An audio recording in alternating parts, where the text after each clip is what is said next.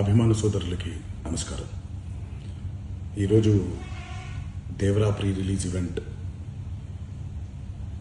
జరగకపోవటం, cancel అవటం నిజంగా చాలా బాధాకరం.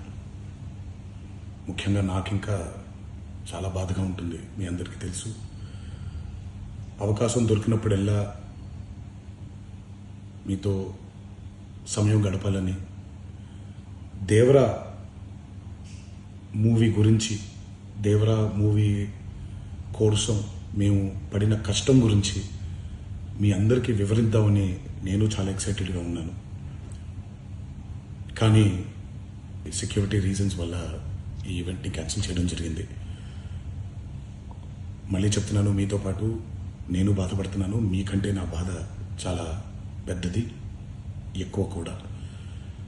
కానీ ఇది ఇలా జరగడం